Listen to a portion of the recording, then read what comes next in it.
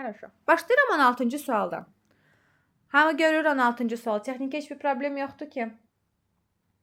Xeyr müəllimə. Всё, хорошо.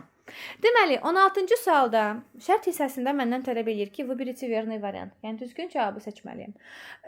Ümumiyyətlə bu şərtdə olan suallarda bizdən fərqli-fərqli, necə deyim, fərqli-fərqli sual tipləri çıxmış ola bilər qarşımıza.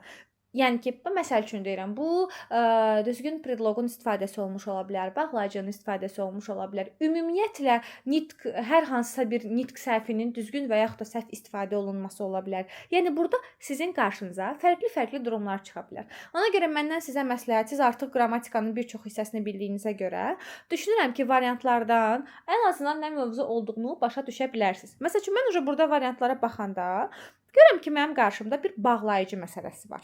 Ona görə gəlin ki, siz burada olan bağlayıcıların 99%-ni bilirsiniz. Gəlin bir dənə yadımıza salaq, xatırlayaq, görək ki, bu bağlayıcılar nə zaman istifadə olunur, nəyə görə lazımdır və bizim cümlələrimizdə lazım olacaqmı? Deməli, birinci bağlayıcımız var A variantında. Если бы. Tərcüməsi Azərbaycan dilinə əgər ki deyə tərcümə olunur. Və sizin cümlədə если бы istifadə edə bilməyiniz üçün cümlədə 3 əsas nüans olmalı idi. Kimsə xatırlayır bu 3 əsas nüansı? Nə olmalı idi cümlədə ki, mən orada если бы istifadə edə bilim? Bu təkrarlansaydı, məsəl üçün, dəqiqədən qabaq. Aha, хорошо. Mütləq cümlədə toplamda 2 dənə b olmalı idi. Yəni cümlənin artıq hər hansı bir hissəsində b istifadə olunmuş olmalı idi. Bəli.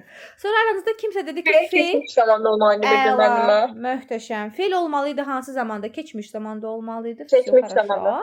Bir də cümlədə nə olmalı idi mütləq? Şərt olmalı idi. Düzdür?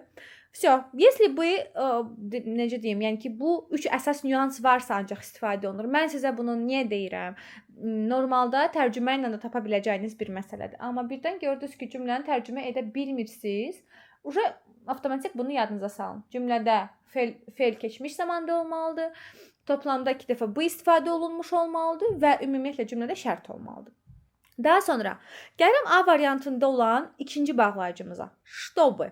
Чтобы Azərbaycan dilinə üçün deyə tərcümə olunur və bunun sinonimi var. Kimi xatırlayır sinonimini? Чтобы-nun sinonimi nə idi? Для того, чтобы. Tak mənim buraya. Yox. Чтобы, для того, чтобы. Və biz bunu nə zaman, daha doğrusu üçün deyə tərcümə edirdik? Yadda saxlayın. Чтобы-nun üçün deyə tərcümə oluna bilməsi üçün fe'l olmalı idi məstər formasında. Məstər forması necə yaranırdı? T мягкий знак. Думать, хотеть, бежать. Bax bu T мягкий знак olmalı idi orada. Azərbaycan dilində olan mag-məqi bildirir. Düzdür? Təkrarlayıram. Чтобы-nun üçün olaraq tərcümə oluna bilməsi üçün fe'l hansı formada olmalıdır? Mag-məq, yəni məstər formasında olmalıdır. Aydındır? Всё, хорошо. Çünki bəzən чтобы ki deyə də tərcümə oluna bilir. Aydındır? Yəni siz əgər düşünürsünüzsə ki, burada чтобы üçün deyə tərcümə olunmalıdır. Mən ora onu bir bağlayıcı olaraq qoymalıyam. Для того, чтобы ilə sinonim olaraq istifadə olunmalıdır. Məqsəd bildirməlidir. Deməli fe'l olmalıdır T мягкий знак, yəni mag-məq formasında. Okay? Aydındır? Понятно? Bəli. Bu da belə. B variantında если Azərbaycan dilinə əgər deyə tərcümə olunur və şərt olan cümlədə istifadə olunur. C variantında когда, nə zaman, где, harda. Y variantında который, hansı ki deyə bir bağlayıcımız var və bu bağlayıcı necəsə bu bir bağlayıcı sözüdür də belə deyim. Cinslərə görə dəyişə bilir. Который kişi cinsində, которая qadın cinsi, которое orta cins. Cəm formasında которые yadda saxlayın. Hansı ismi əvəz edirsə, hansı isimlə bağlıdırsa o ismin cinsində olmalıdır. Məsəl üçün, это дом, который нам подарили. Bu evdə hansını ki bizə hədiyyə ediblər. Dom kişi cinsindədir. Deməli, который sözü də kişi cinsində olmalıdır. Это девочка, которая очень любит читать. Девочка, которая любит читать. Хорошо? Эти люди, которые не хотят не знаю, çaya, например. Bu insanlarda hansılar ki istəmir, люди cəmdə olduğuna görə которые sözü cəm formasında istifadə olunmalıdır. Yəni ki, hansı ismi əvəz edirsə, o ismin qrammatikasına daşımalıdır. Aydındır? Понятно? Bəli. Всё. Дальше. Потому что. Kim xatırlayır потому что-nın sinonimlərini? Nə zaman istifadə edirdik потому что-nı? Tak kak. Çünki deməkdir də. Bəli, Məncə, bir tak sinonimi kak. takkakdır, хорошо. Azərbaycan dilində Evet, çünki doğru. deyə tərcümə olunur. Evet. Takkak, 2 dənə də sinonimi var. İba İba, idi deyəsən səbə. Bəli, İba. bir dənə Bir də də qaldı. Atavuşda. Bir də Attavoşda, bəli. Atavuşda. Təkrarlayıram. Потому что, так как, ибо, Attavoşda. Yaxşı. Çünki deyə tərcümə olunur. Bəs nə zaman istifadə edirdim bunu? Yəni ki, cümlədə hansı sxem olmalı idi mənim потому что istifadə edə bilməyim üçün? Səbəb. Birinci səbəb yoxsa informasiya gəlməli idi? İnformasiya gəlməli idi. Хорошо. Я купила машину, потому что она мне понравилась. Mən maşını aldım çünki o mənim xoşuma gəldi. Birinci informasiyanı verirəm, sonra səbəbi göstərirəm. Хорошо. Yaxşı. Desəm ki, maşını bəyənmişəm, buna görə onu aldım. Bəs bu buna görə, ona görə ki, bu hansı bağlayıcı idi? Hansı союз idi? Поэтому. Поэтому всё молодцы. Bəs sinonimi? Так что. Так что, aferin. Так что, Всё, хорошо. Siz ən əsas bağlayıcıları bilirsiniz. Gəlin D variantıda. D variantında xatya. Xatya Azərbaycan dilində necə tərcümə olunurdu? Baxmayaraq. Baxmayaraq. Bəli, sinonimi nə idi? Unutmuşam onu. Hə? Onu unutmuşam. Несмотря на то, что. Несмотря на то, что. Хорошо? Hə, bəli. Təkrarlayıram. Bəli, Xatya, несмотря на то, что. Yaxşı, hansı tip cümlələrdə istifadə edirdik biz bu bağlayıcıları? Nə olmalı idi cümlədə? Baxın, gəlin belə bir cümlə deyim sizə, siz də bir yadınıza salın da. Bax, məsəl üçün deyirəm ki, хотя я не выучила слова, но получила 5. Təkrarlayıram. Хотя я не выучила слова, но получила 5. Tərcümə edə bilərik bu cümləni. Mən deyir, sözləri əzbərləməsəm də, amma 5 almışdım. Ay, sağ ol. Amma var da, orada no var. Bəli, bir amma məsələsi var. Bir də normal, bax belə yadda saxlayın da. Mənim bir tələbəm vardı, həmişə belə yadda saxlayırdı. Yəni Bir normalda pozitiv, bir tərəf negativ. belə bir ay şey. sağ ol, plus minus məsələsi var idi, yadınızdadır. Bir hissə digər hissəyə elə bil ki, inkar edirdi də. Bax, məsəl üçün normalda əgər mən sözləri öyrənməmişəmsə 5 almalı deyiləm də, düzdür? Amma deyir ki, хотя я не выучила слова, baxmayaraq ki, mən sözləri öyrənməmişəm, amma 5 almışam. Təkrarlayıram. Normalda sözləri öyrənməmişəmsə 5 almalı deyiləm. Düzdür? Ona Amma nismatriya da qoymaq olar da. bəli, несмотря на то, что я не выучила слова, я получила 5. Хорошо? Yəni bir-birinə əks olan, bir-birinə paradoks olan iki informasiya olmalıdır. Хорошо? Понятно? Bəli. Всё. Və откуда? Откуда haradan deyə tərcümə olunur. İndi gəlin baxaq cümlələrimizə. Deyir ki, ты не опоздаешь на занятия. Sən məşğələlərə gecikmərsən. İkinci hissəyə выйдешь из дома пораньше. Evdən tez çıxsan. Əgər evdən tez çıxsan, məşğələyə gecikməyəcəksən. Əgər aralarında hansıdır? Если. Ты не опоздаешь на занятия, если выйдешь из дома пораньше. Əgər evdən tez çıxsan, məşğələyə gecikməyəcəksən. İkinciyə baxırıq. Мы часто пользуемся интернетом. Biz tez-tez internetdən istifadə edirik. İkinci hissəyə baxıram. Найти необходимую информацию. Vacib informasiyanı tapmaq. Nə tələb eləyir məndən orada? Elm nəsə istəyir orada məndən. Чтобы найти необходимую информацию. Bir dənə mənə cümlənin ikinci hissəsində feili tapın. Найти. Hansı formadadır? Məstər formasında. Məstər. Всё. Bu qədər sadə. Aydındır? Tərcümə də edirəm. Biz tez-tez internetdən istifadə edirik lazımlı informasiyanı tapmaq üçün. Feil hansı formadadır? Xahiş edirəm. Bu məsələdə biraz diqqətli olun. Feili o formada gördünüzsə, orada 99% что bu qoya bilərsiniz. Хорошо? Amma bəzən elə olur ki, fe'l başqa formada olur və fe'l başqa formada olanda чтобы da ki deyə tərcümə oluna bilir. Например, tez-tez deyirəm ya o cümləni. Я хочу, чтобы ты приехала. Tərcümə edin. Я хочу, чтобы ты приехала. Mən istəyirəm ki, sən gələsən. Ay, sağ ol. Fe'l hansı formadadır cümlədə? Приехала. Keçmiş zamandadır. Keçmiş Görürsən, чтобы zamanda. necə tərcümə olundu? Ki deyə tərcümə olundu. Yəni üçün deyə tərcümə oluna bilməsi üçün fe'l hansı formada olmalıdır? Məstər. Məqmas. Всё. Aydın olmayan nəsə var? Evet. Точно. Всё понятно. Хорошо. Хорошо. Deməli, gəlirəm 17-ci sualımıza. Şərt hissəsində bu birinci verni variant, düzgün variantı qeyd etməliyəm. Variantlara baxanda hansı mövzunu görürük burada? Bağlar cümləndə. Предлог. Предлог, хорошо. Отлично. Так, siz mənə deyin görüm. B variantında po predlogumuz var. Mənaları 5 mənası var. 5 dənə fərqli mənası var. Cacə var idi mən. Хорошо. Пример. Например, по-русски, по-азərbaycanski. Tez istifadə edirsiniz, например, по-bratski. Nə deməkdir по-bratski? Qardaşca. Bəli, ay, sağ qardaşyana və yaxud da qardaşça. Хорошо. Desəm по лесу, по бульвару.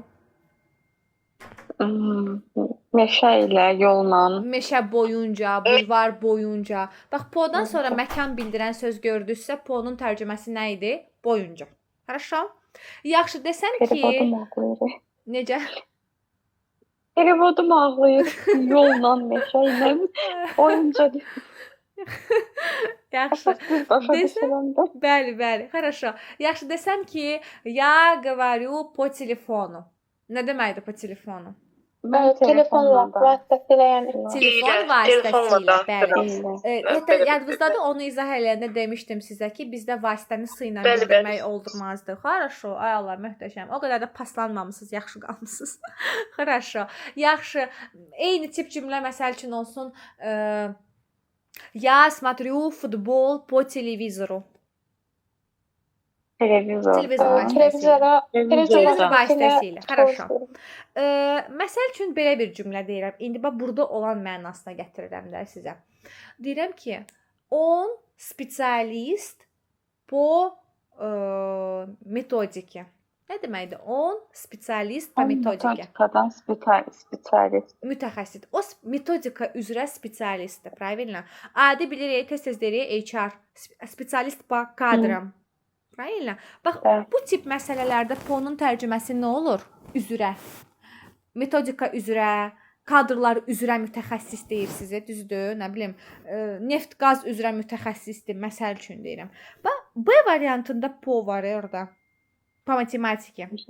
Bax, po matematiki riyaziyyat üzrə, riyaziyyatın deyə tərcümə olunur. Aydındır? Bax, burada po'nun mənalarından biridir. Üzrə deyə tərcümə olunan mənalarından biridir. Хорошо? Y variantında K matematiki. Tərcüməsi? Ümumiyyətlə K-nın tərcüməsi nədir? Matematikaya, riyaziyyata. Хорошо. Например, я еду к metro. Hadi metroya gedirəm. Metro tərəfə, metronun yanına. Правильно? Хорошо. К бабушке, например, nənəmgilə. Помните? Burada K, bəli, riyaziyyat tərəfə. Yer göstərir də. Yəni. Normalda bəli, Yol, yəni yön bəli, yönü göstərir. bildirir, amma hal-hazırda к математике, yəni ki, bax məsəl üçün deyirəm ki, у моего брата очень большой интерес к математике. Onun riyaziyyata qarşı, riyaziyyata çox böyük həvəsi var, marağı var. Aydındır? Belə tərcümə olunur. Yaxşı, v matematiki? Matematikanın içində. Bəli, riyaziyyatda. Хорошо? Məsəl üçün deyirəm ki, я не разбираюсь в математике. Mən riyaziyyatdan başım çıxmır. Хорошо? Mən başım çıxır, düzdür. Pul hesablayanda başım çıxır, başqa məsələlərdə yox. Amma pul hesablayanda başım çıxır. Хорошо. Gəlin indi bir baxaq. İndi mənim burada bir dialoqum var. Mən dialoqun birinci hissəsini tamamlamalıyam. Deyir ki, sual verir. Ты выполнил все задания в математике? Sən riyaziyyatda bütün məsələləri həll elədin? Yoxsa riyaziyyat üzrə bütün məsələləri həll Po elədin? matematiki. по математике. Молодец. Ты выполнил все задания по математике. Sən riyaziyyat üzrə bütün məsələləri həll elədin. Хорошо? K matematikinin orada vəbşə yeri yoxdur. Ona görə mənim artıq 2 variantım qalır. B variantı və C variantı. İndi biraz aşağı gəlirəm. Bax görürəm ki, orada bayaq mənə sual verdi Səbinə xanım, biz niyə ayrı-ayrı mövzuları keçmirik? Bax indi bu o sualın cavabıdır. Da. 2. Kim mənə fərqini? Это женский родом 2 işlənir. Ay, молодец. Ona 2. görə də задача oldu по математике. Все, Задачи. отлично, хорошо. Bir dənə xatırladıram sizə. 2. 2 özündən sonra kişi cinsində olan və yaxud da orta cinsdə olan söz tələb edir. Правильно? 2 özündən sonra qadın cinsində olan söz tələb edir. İndi B variantında ikinci sözümüz var. Пример. Пример məsəl deməkdir. Hansı cinsə aiddir? Мужской рода. Aha, 2 примера deyə bilərəm mən? Это в родительном падеже, поэтому пример это. Должно быть 2 примера. Примера. 2 задачи. Çünkü задача sözümüz orada ilkin forması olacaq. Задача. И это слово женского рода. Qadın cinsinə aid sözdür. Хорошо? Heç görsəm mən orada tərcüməyə Уравнение тоже baxmadım. средний род. Уравнение средний родdur. Bəli, hal-hazırda sadəcə hallandırılıb. Və ümumi də dialoqumuz belə olacaq. Ты выполнил все задания по математике? O da cavab verir. Еще нет. Я успел решить только 2 задания. Mən ancaq 2 tapşırığı həll etməyə çatdırmışam. Хорошо? Da. Amma cavablar olan şey var idi. Orada uravneniyanı göstərirdi deyəsən. Yoxsa primeri mi göstərirdi? Məndə də belə Baxarım. qaldım. Bəli, səhv var idi. Orada B variantı götürülmüşdü, primeri olan. Baxaram Mən ona mən. Bir də baxaram. Özümdə olduğuna da baxaram, ona da baxaram. Хорошо? Но в любом случае, əgər siz C variantını götürmüsünüz, düz götürmüsünüz. Хорошо? Amma o birisindən baxaram mən. Я не знаю. Так, все понятно 17-ci sualda. Aydın olmayan nəsə var? Aydındır mənimə. Все хорошо. Siz mənə ikinci cümlədə zəhmət olmasa feili tapın. İkinci dialoqumuzun ikinci cümləsi. Спасибо. Necə? Necə deyə zəhmət olmasa? Dialoqun ikinci cümləsində feil tapın mənə. Qlaqol. Решить. Успел решить. Uspel, bir də решить. Успел. Хорошо. Uspel Bəs решить, решить nədir? O da feildir. Deməli, bunu sizə indi niyə izah edirəm? Yadda saxlayın. Biz normalda sizinlə feil mövzusunun zaman məsələsinə baxmışıq əslində bir dəfə. Bir dəfə də mən intensivdə üzərindən keçəcəm. Uspel normalda ilkin forması nədir bu feilimizin? Uspet. Правильно? Çatdırmaq deməkdir. Bu yadda saxlayın. Əgər rus dilində siz yan-yana 2 dənə feili istifadə edirsinizsə, birini istədiyiniz kimi hallandırırsınız, istədiyiniz zamanda istifadə edə bilərsiniz, amma ikinci feilimiz məsdər formasında qalacaq. Хорошо? Вот видите, еще нет. Я успел решить только 2 задачи. Yəni o решити hallandırmayın. O feil məsdər formasında olduğu kimi qalsın. Хорошо? Mən məsəl üçün belə bir cümlə qurmaq istəyirəm ki, mən gəlmək istəyirəm. Gəlmək nədir rus dilində? Прийти. Priti. Хорошо. İlkin formasındadır da, düzdür? Bildiyimiz mag formasındadır. Yaxşı, istəyirəm nədir Я rus dilində? хочу прийти. Хорошо. Хочу İstəyirəm. прийти. Хотеть olacaq. Правильно? Все. Mən istəyirəm gəlmək. Я хочу прийти. O məsdər olduğu kimi qalmalıdır. Ona dəyməyin. Хорошо? Запомнили? Так, хорошо. 18-ci sual. Nə yazmışıq 18-ci sualı? Ой. B variantı. B variantı. Хорошо.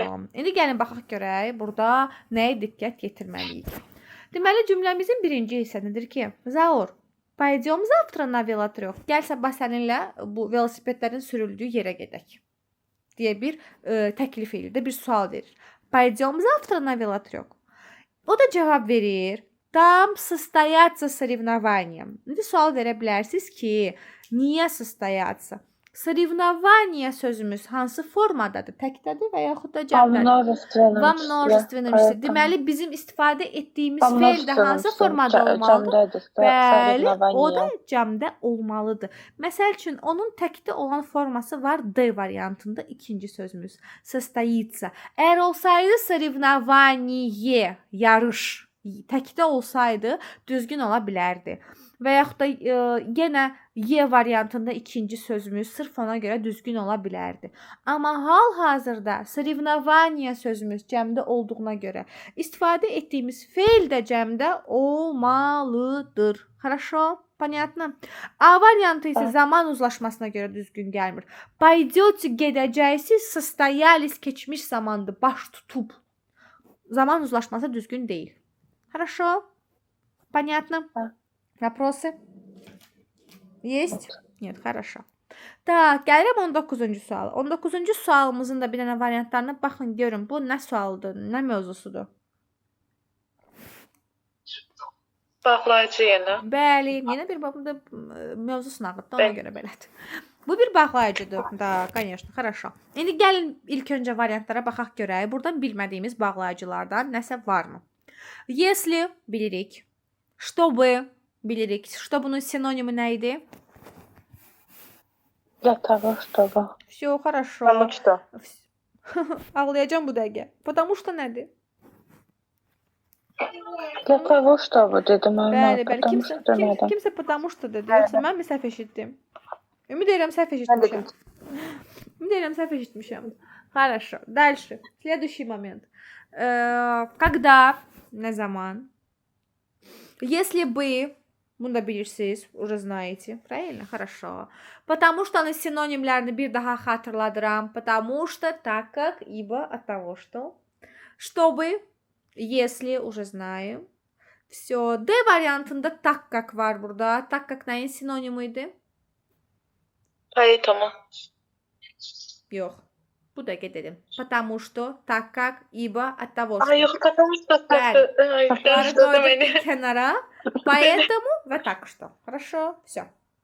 İndi baxırıq cümlələrimizə. Cümlənin birinci hissəsində deyir ki, мы поедем в Москву. Biz Moskvaya gedəcəyik. Cümləmin ikinci hissəsini oxuyuram. Станем победителями Olimpiады. Olimpiyadanın Если. necə deyim, qalibləri olsaq. Bir şərt istəyir elə bir burada mənə bir şərt. Если станем. Если Если станем это- победителем Олимпиады. Хорошо. İkinciyə baxıram. Vüsal wышел из дома. Bir dənə fe'limə diqqət. Evet. Fe'lə diqqət. Geçmiş Zabrat. zamanda. Zabr. Zamanda. Yo, fe'l harada? Yo, o Evet. fe'l yox. İkinci hissədə olan fe'lə. Məstər, magnet, Məstər. чтобы. Ne olmalıdır Чтобы. məsələn? Чтобы забрать брата из детского сада. Vüsal evdən çıxdı, qardaşını uşaq детский садикdən götürmək üçün. Правильно? Чтобы забрать брата из детского сада. 3. Отец привез интересные сувениры. Ata maraqlı suvenirlər gətirdi. Когда вернулся из командировки. Komandirovkadan qayıtdığı zaman. A variantımız nə olur? A variantı. Если, чтобы, когда. Aydın olmayan nəsə var?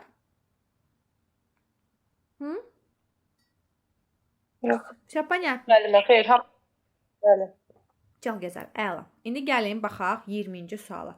Bax 20-ci sual əslində nəzəri tip sualdır.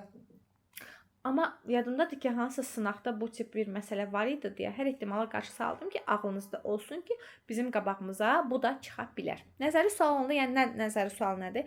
Məsəl üçün 19-dur, 17-dir. Bunlar daha çox praktikaya əsaslanan suallardır. Yəni sırf bilməlisən ki, nədir, nə deyil, nədən sonra nə istifadə olunmalıdır. Amma 20-ci sualda deyir ki, mənə bağlayıcı olmayan cümləni tapmalısan. Düzdür?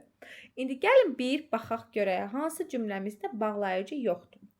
A variantında будто var. Bax deyir ki, снег в этом месте так почернел, будто здесь его не было. Siz mənə deyin görüm. Будто necə tərcümə olunur?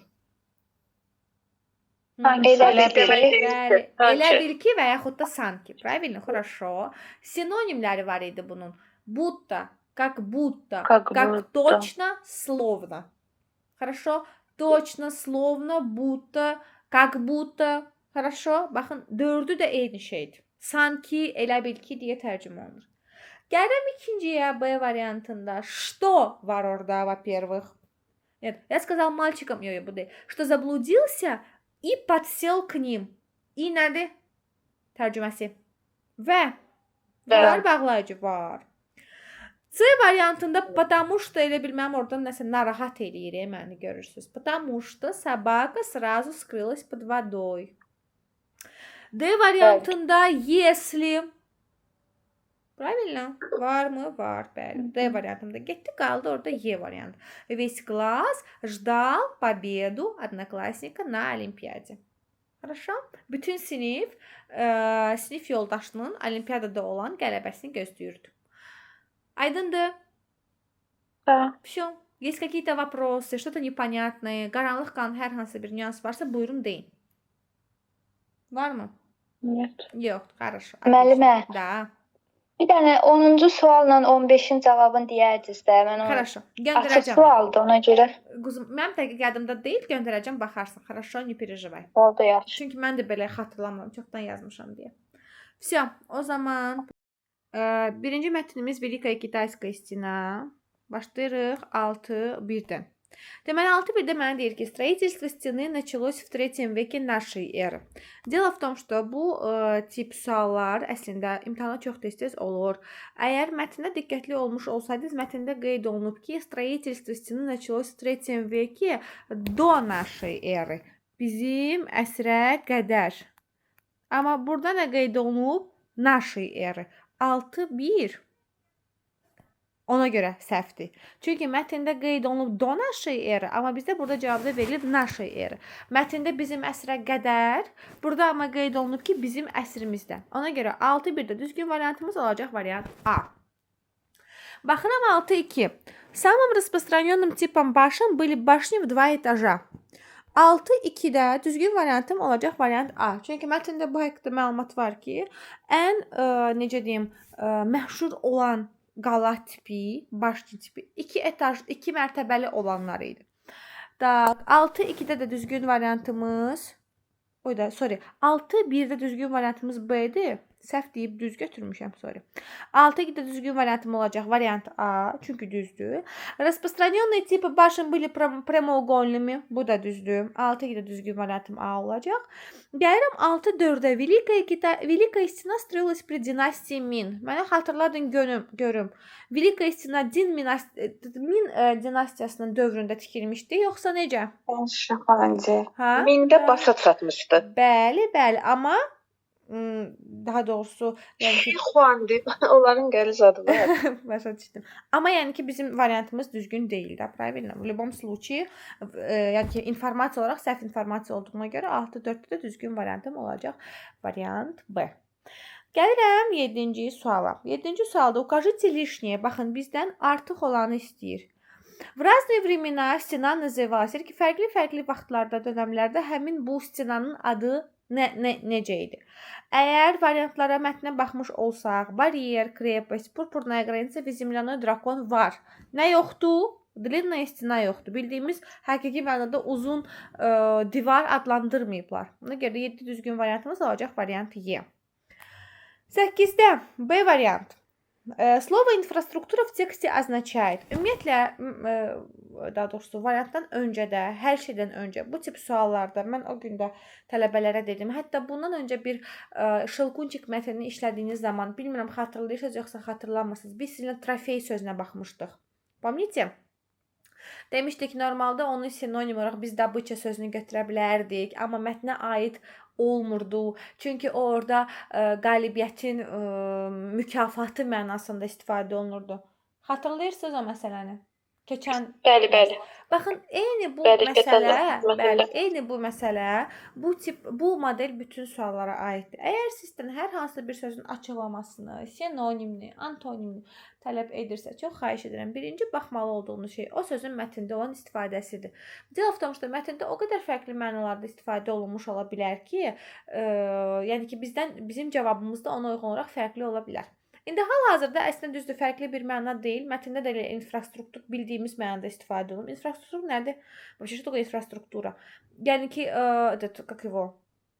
Комплекс сооружений, обеспечивающих действия вооруженных сил. Düzgün variantım olaraq olacaq variant B. Təxmin edirəm ki, aranızda fərqli variant seçənlər var. Varmı? Bəli, mən şeyini yazmışdım. Sən C yazmısan. Отрасли предприятия transporta. Nəqliyyatla bağlı olan bir şey yox idi axı mətnin içərisində. Nəyə əsasən nəqliyyat götürmüsən? Orada nəsə daşınmasında elə bildim, elə problem deyil. Yox. Su, qida. Hə, yox, хорошо. Aydındır. Amma nəqliyyatla bağlı bir məsələ deyil bu. Хорошо, 9-a gəlin baxaq. Deyir ki, что не соответствует содержанию текста. Yəni ki, mətnə aid olmayanı tapmalıyıq biz. Düzgün variantım olacaq variant A. Deyir ki, китайская стена была построена с целью помочь населению. Deyir ki, əhaliyə kömək məqsədi ilə tikilib həmin bu divar. Amma əslində hansı məqsədlə tikilmişdi? С какой целью была построена? Hı? Kimlərdən Müharibələrin qarşısını Bəli, almaq bəli, üçün. kimlər? Düşməndən qorunmaq üçün. Bəli, qorunmaq üçün istifadə olunmuşdur. Ona görə bu da mətnə aid olmayan informasiya hesab olunur. Və gəlirəm 10-cu sualdır ki, выберите верное утверждение. Düzgün olan, yəni ki, mətnə aid olanları seçməliyik. Düzgün variantımız olacaq 3-cü və 4-cü. В эту эпоху династиями основными строительными материалами были кирпич и каменные блоки. Elə baxın, ən son cümləmiz var burada. İndi sizin üçün daha sonra göndərəcəm, baxarsınız. В эту эпоху основным строительным материалом были кирпич и каменные блоки, делавшие конструкцию более надежной. Elə mətnimizin ən son hissəsində o var. Ona görə 1 götürəcəyik 3. Sorry. Deməli 1 götürəcəyik 3. Bir də 4. Кирпич и каменные блоки делали конструкцию более надежной. Elə onun sonucu olaraq ən axırıncı cümləmizə aiddir hər iki informasiyada. В эту эпоху основными строительными материалами были кирпич и каменные блоки, делавшие конструкцию более надежной. Və yaxud da кирпич и каменные блоки делали конструкцию более надежной. Demək olar ki, eyni şeydir, sadəcə biraz perifrazировать ediblər. В итоге düzgün cavabım olur 3-4. İndi siz mənə deyin görün, bu 6-cı sualdan 0,5 alan tələbəmiz var, yoxsa hamıda 1 baldır, və yaxud da heç bir bal yoxdur? Hı? Xeyr, mənə 1 6-cı baldır. sualda məndə bir dənə səhv var. 0,5. Хорошо. Birinci mətn daha rahat idi, ikinci biraz çətin idi. Hə, ikinci bir balaca. Bəli, ikinci bir balaca qarışıq mətindir. Хорошо. Aleksandr Cuma haqqında danışır əslində bu mətndə. Normalda avtobiografik mətnlər asan olur, amma bu onların arasında bir balaca çətin olan versiyalardandır. Ki indi baxacağıq sizinlə birlikdə. Mətnimiz Aleksandr Cuma haqqında olan, əslində avtobiografik mətindir. Normalda bu tip mətnlər asan olur. Ümid edirəm ki, qarşınıza da imtahanda o tip bir mətin çıxar. Asan olur çünki. Amma yenə də, на всякий случай, gəlin dəfə baxaq. Значит, выделенное словосочетание в тексте употреблено в прямом значении. Siz mənə deyin görüm, mətndə qeyd olunmuş sözümüz hansıdır? Mən niyə görmürəm? Вот, острый глаз. Острый глаз normalda necə tərcümə olunur? İkinci abzasımızda belə bir dənə söz var, острый глаз deyə. Həqiqi mənadır острый глаз, iti göz. Məcazi mənada. Bəli, məcazi mənadır. Sırf buna görə də 11-1-də düzgün variantım olacaq variant B, çünki məcazi mənada istifadə olunur. Так, 11-2-yə baxıram. Вместе с Дюма путешествовал французский писатель Жан-Поль Муаре. Bu səhvdir. Niyə səhvdir? Çünki onunla birlikdə kim putешествовать eləyirdi? Художник. Художник был, да. Это не писатель французский. Elə baxın bu qabağımızda var. Вместе с Дюма 4-cü abzasının birinci. Bəli, 4-cü abzasının birinci cümləsi. Вместе с Дюма путешествовал французский художник Жан-Поль Муаре. Burada bizə nə qeyd edib amma? Писатель qeyd edib. Хорошо? Ona görə də Agi bu cümləmiz də səhv hesab olunur. Görürsünüz, bir balaca bir məsələyə görə belə bütün sualımız gedə bilər. Он 1-3-ə baxıram. Deyir ki, Дюма со своим другом хотели бы остаться в Нухе, если бы не были вынуждены двигаться дальше. Nuxada kiminlə qalırdı o? Nuxa bildiyimiz şəkildir də, правильно? Hı? Bəli, müəllimə, köhnə adıdır. Bəli, хорошо. Qalmaq istəyirdi, əslində qalmaq istəyirdi, amma ki, digər yerlərə getməli idi deyə məcbur çıxası oldu. Bu haqqda məlumat var mətndə, var olduğuna görə də 11-3 cevabımız ne olacak? Вариант А. Друг Дюма называл Шеки красивейшим селом. En gözəl kəndlərdən biri adlandırırdı. 4-cü abzasın ikinci cümləsi var. Baxın, orada deyir ki, on разделял энтузиазм Дюма. Друг Дюма. Друг Дюма deyəndə biz burada kimi nəzərdə tuturuq? bu fransuski xudojnik Jean-Paul Monet 4-cü abzasda onun haqqında məlumat verir. Və o deyir ki, on razdeлял энтузиазм Дюма. Deyir ki, o Дюмa'nın энтузиазмını bölüşürdü və Nuxanı называл Nuxa наипрелестнейшее село.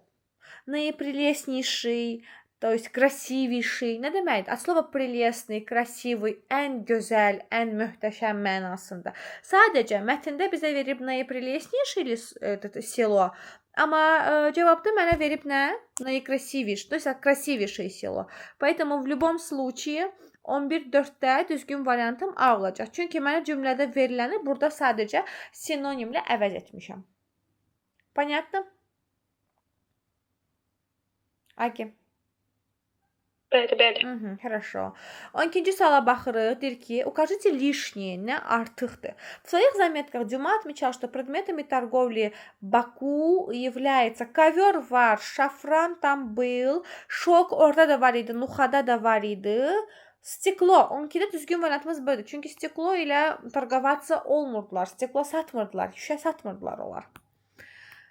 Дальше. Укажите верное утверждение мətnə aid olanı seçməliyəm. Значит, во время пребывания в Азербайджане Дюма сталкивался с языковыми проблемами. Наоборот, он не сталкивался. Дюма отмечал, что среди живших в Баку национальности большего доверия заслуживают татары. С вариант. Хотя mən o qədər də razı deyiləm. Хорошо. Так. A variantımız var ya orada bizim. Дюма побывал в Азербайджане 12 дней. Orada səhv nədir? Tam 10 güney. 10 gün. Хорошо, ümumiyyətlə yadda saxlayın. Bax, bu say var ha. 12, 19, bir də 20. Bunları imtahanda çox tez-tez qarışıq formada verirlər. Tələbələr də çox tez-tez qarışdırır. Хорошо, имейте в виду, что этот, как его, yəni ki, sayların tələffüsünü, yazısını və mənasını yaxşı yadda saxlayın. Так, 14. Близкими по значению слова изумительный в тексте является. Hansı cümlədə istifadə olunub изумительный söz? Gəlin bir baxaq görək. В каком предложении? Помните? Nə yazmısınız cavab olaraq? Mən səhv yazmışam. Ben parazitlerini yazmışam. Nə yazmısınız? İnteres. Mən D yazmışdım.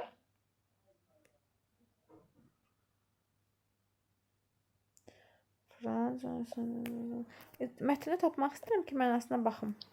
4-cü abzasda mənimə baxın, orada Neskолько изумительных var etdiyini dolaşdı. İzumительных. 4-cü abzasda. 4-cü abzas.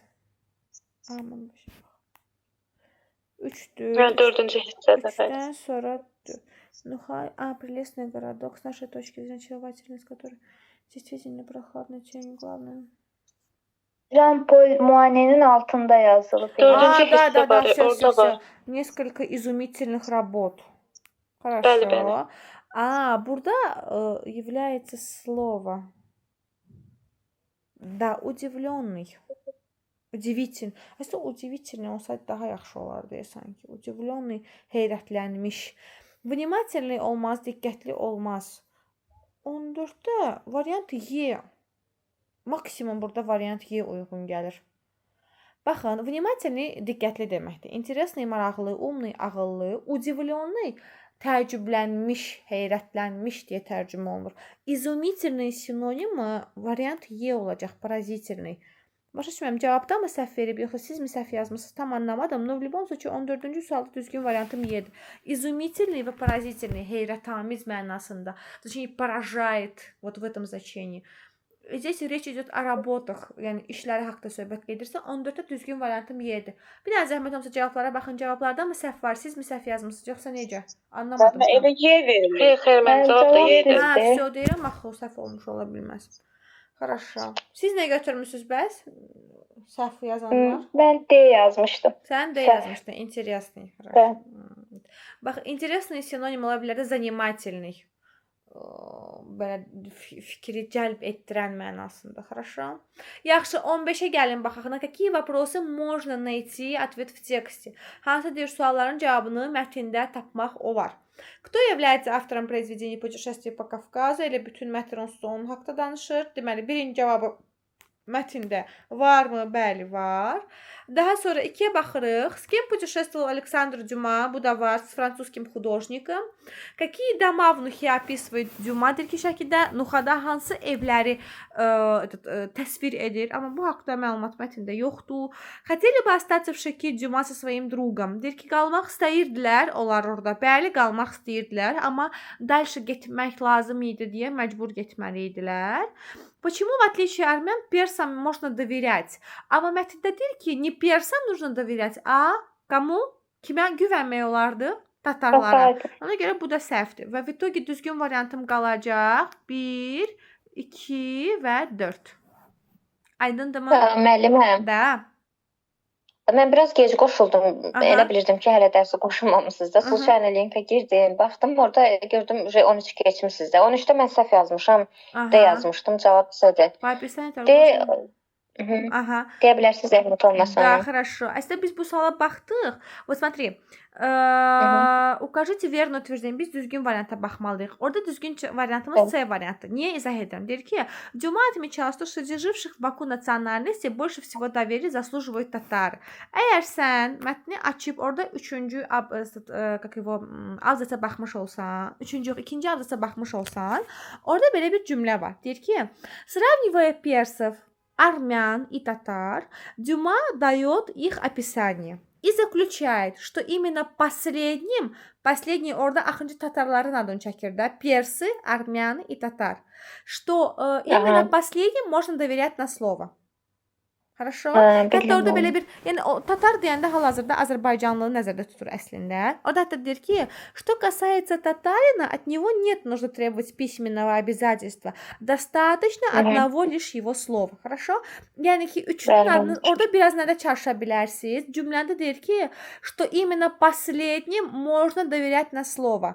Последний deyəndə orada он же перечисляет персы, там, я не знаю, армяне и татары. Последний deyəndə o tatarları nəzərdə tutur, yəni Azərbaycanlıları öz aləmində. Bəli, başa düşdüm, çox sağ olun. Все, сестра.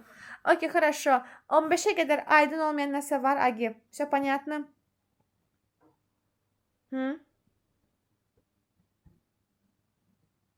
Aydındır hamısı. Хорошо, отлично. İndi zəhmət olmasa seçmə sualları qeyd edin. 16 19